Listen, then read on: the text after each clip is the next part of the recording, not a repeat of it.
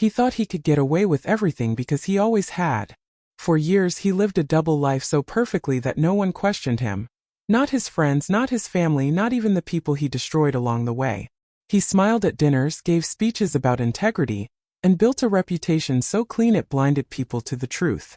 Behind closed doors he lied without blinking, betrayed without guilt, and manipulated emotions like a game. Every time he crossed a line and nothing happened, his confidence grew sharper. What he didn't know was that someone close to him had stopped reacting and started remembering. The betrayal wasn't a single act, it was a pattern.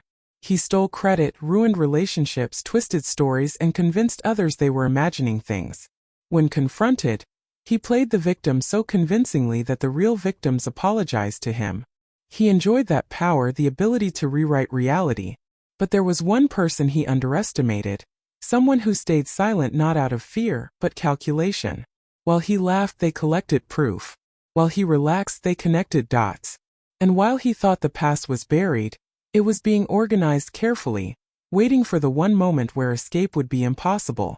That moment came during the one event he believed would cement his legacy. The room was full of everyone who mattered. Mentors, partners, friends, people whose respect defined him. He stood confidently, glass raised, enjoying applause, unaware that the atmosphere had shifted. A familiar voice interrupted him, calm but firm. All eyes turned. No accusations yet. Just one sentence that made his smile freeze. Then came the screen lighting up, projected for everyone to see. Messages. Dates. Names. Silence swallowed the room, and for the first time he understood something was wrong. He tried to speak, but the words wouldn't come. Each new piece of evidence erased another excuse. The lies he told different people collided publicly, contradicting each other in real time. Faces he once impressed now stared at him with shock, then disappointment. Someone gasped. Someone whispered his name like a question. He reached for humor, then authority, then denial, but nothing worked. Truth has a way of stripping power instantly. The room didn't explode, it froze. And that quiet judgment was worse than screaming because it meant everyone had already decided who he really was. Humiliation spread across his face slowly, painfully. He realized no one was defending him. The people who once protected his image were now distancing themselves physically, emotionally.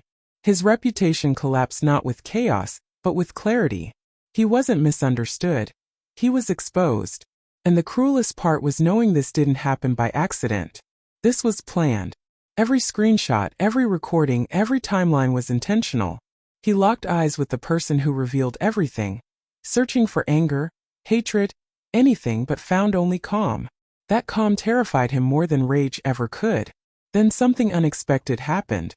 The person responsible didn't stay to watch him fall. No final speech. No celebration. They simply turned and walked away. That choice shattered him completely. It meant this wasn't revenge, it was closure.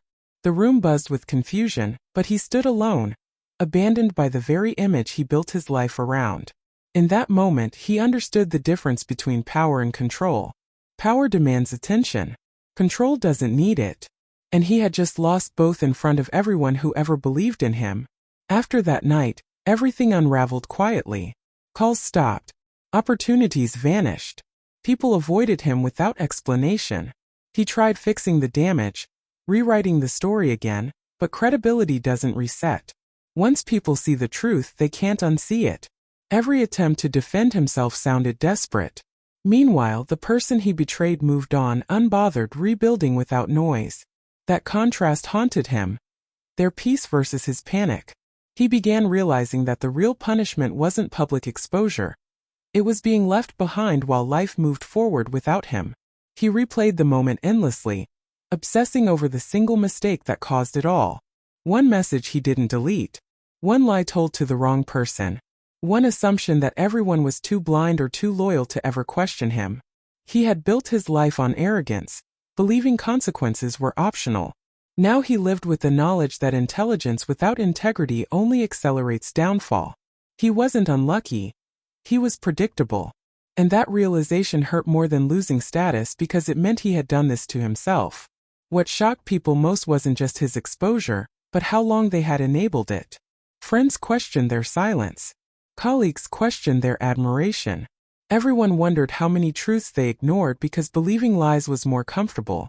His downfall became a mirror, forcing people to examine their own choices. And that's when the story stopped being just about him. It became a warning about what happens when charm replaces character, and when silence protects betrayal longer than it should. In the end, he didn't lose everything because someone hated him.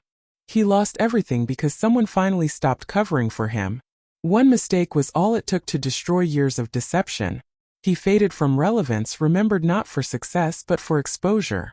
And the truth remained, unchanged, unbothered, permanent. Because no matter how carefully someone believes they've controlled the narrative, the truth only waits. And when it arrives, it doesn't ask permission. It simply ends the story the way it was always meant to end.